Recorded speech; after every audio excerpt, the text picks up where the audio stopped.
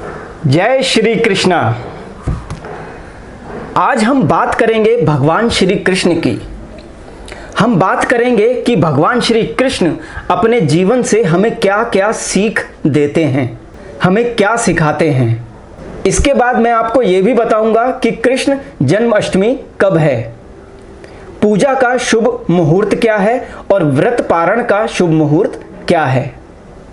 तो आइए बात करते हैं भगवान श्री कृष्ण की।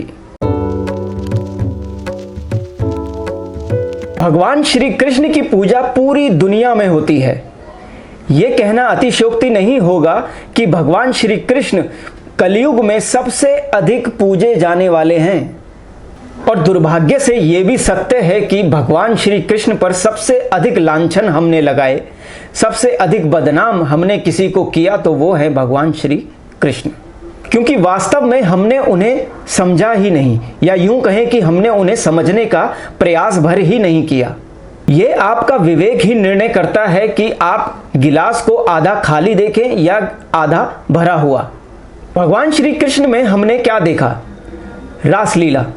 हमने इस शब्द को अपने अनुसार परिभाषित कर दिया, इसका अर्थ ही बदल दिया। भगवान श्री कृष्ण किस प्रकार स्त्रियों का आदर करते हैं, उनका सम्मान करते हैं, ये हमने नहीं सीखा। हमने देखा तो सिर्फ राधा कृष्ण का संबंध, और जिसे हमने अपने अनुसार ही परिभाषित कर लिया, अनर्गल बना दिया। हमने उनकी लीलाओं का आनंद तो लिया, लेकिन उनके संघर्ष को हमने नहीं देखा। भगवान कृष्ण का पूरा जीवन जन्म से लेकर मृत्यु तक संघर्षमय बीता। हम उनके भजनों पर तो खूब नाचे, लेकिन गीता में वे क्या कह रहे हैं ये हमने समझने का प्रयास ही नहीं किया। मैं आपको भगवान कृष्ण की कुछ बातें बताना चाहता हूं, उनके जीवन की कुछ सीख जो हमें सिखा रहे हैं। अगर आप भगवान कृष्ण की कृपा पाना चाहते हैं और आप स्वयं को भगवान श्री कृष्ण का भक्त समझते हैं तो हमें इन पर अमल करना चाहिए। अगर आपके पंचम भाव में शुक्र स्थित हैं या आपके पंचम भाव का संबंध किसी भी प्रकार से शुक्र ग्रह से बनता है तो आपको भगवान श्री कृष्ण की विशेष पूजा अवश्य करनी चाहिए। भगवान श्री कृष्ण कहते हैं, वृक्षों में मैं पीपल हूं। वे इस वाक्य से कितना गंभीर संदेश हमें दे रहे हैं, इससे हमें पता चलता है कि वे प्रकृति के संरक्षण के प्रति कितने गंभीर हैं। अगर आप भी कृष्ण भक्त हैं और कृष्ण की कृपा पाना चाहते हैं तो अपने जीवन काल में कम से कम 100 पीपल के वृक्ष अवश्य रोप दें। और अगर आप ये वृक्ष नदी के किनारे लगा दें तो क्या कहना। आप देखिएगा कि अगर आपकी कुंडली में शनि और राहु दुष्प्रभाव दे रहे हैं तो ऐसा करने से वे शनि शनि सकारात्मक होते चले जाएंगे। अगली बड़ी सीख जो कृष्ण हमें दे रहे हैं वे है नदियों का संरक्षण। कृष्ण कहते हैं नदियों का संरक्षण करो, नदियों को स्वच्छ रखो, साफ रखो। आप भी नदियों को स्वच्छ रखने का प्रयास करें। नदियों को स्वच्छ रखने के लिए आप यदा कदा नदियों में थोड़ा सा दूध, तांबे का सिक्का या चांदी का सिक्का डाल दिया करें। नदियों में स्नान करते समय गंदगी ना करें, नदियों में वस्त्र ना धोएं। अगर आप नदियों को साफ रखने में सहायता करते हैं और नदियों का जल का आदर करते हैं तो आपका चंद्रमा मजबूत होता है।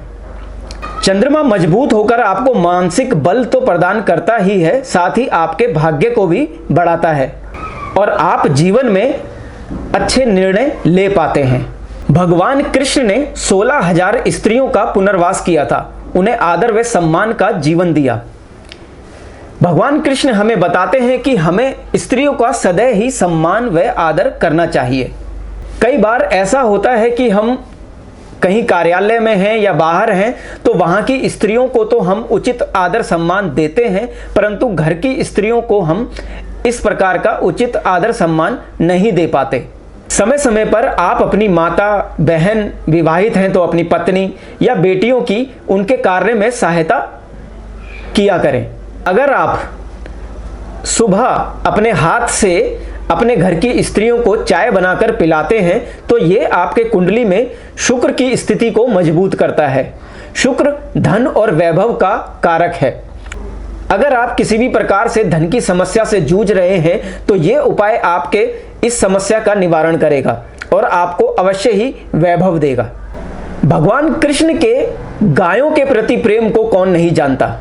भगवान कृष्ण सदा से ही गायों की और गाय के दूध के गुणों की जानकारी रखते थे। वे गाय को माता कहकर पूजते हैं। गाय हमेशा से ही भारतीय संस्कृति का एक अहम हिस्सा रहे हैं। गाय को हमेशा परिवार के सदस्य की भांति रखा जाता है। अगर आप गाय की सेवा किसी भी रूप में करते हैं तो ये आपके गुरु ग्रह को मजबूत करता है। अगर आप गुरु का ये उपाय करते हैं तो गुरु सकारात्मक होता है, मजबूत होता है। और आप यकीन माने, अगर कुंडली में गुरु सकारात्मक है और मजबूत स्थिति में है तो वो कुंडली के अनेक दोषों को समाप्त करने की ताकत रखता है। कृष्ण कहते हैं योग कर्मसु कौशलम, अर्थात योग ही कर्मों की कुशलता है, या यूं कहें कि योग से आपके कर्मों में कुशलता आती है। कृष्ण योगेश्वर हैं। कृष्ण योग पर विशेष बल देते हैं। कृष्ण गुरु की शरण में जाकर योग सीखते हैं।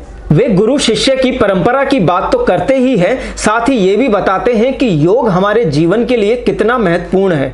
अगर आप रोजाना 10 मिनट भी योग करते हैं तो ये आपके अंदर धैर्य उत्पन्न करता है, ये आपके चित्त को शांत रखता है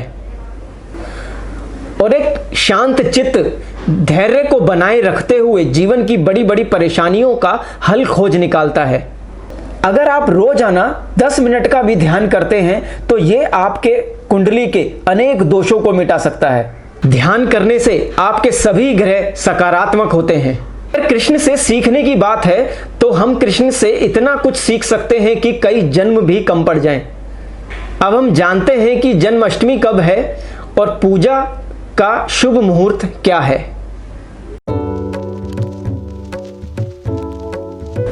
अष्टमी तिथि 11 अगस्त प्रातः 9:06 से प्रारंभ हो जाएगी, जो 12 अगस्त प्रातः 11:16 तक रहेगी।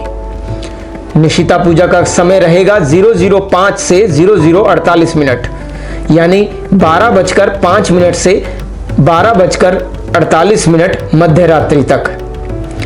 अष्टमी व्रत पारण का समय रहेगा 12:48 मध्य रात्रि। तो आप बहुत हर्षोल्लास से कृष्ण के जन्म उत्सव को मनाएं, नाचे गाएं, भजन गाएं, लेकिन इस दिन आप कम से कम एक लड्डू गोपाल को भरपेट भोजन कराना ना भूलें।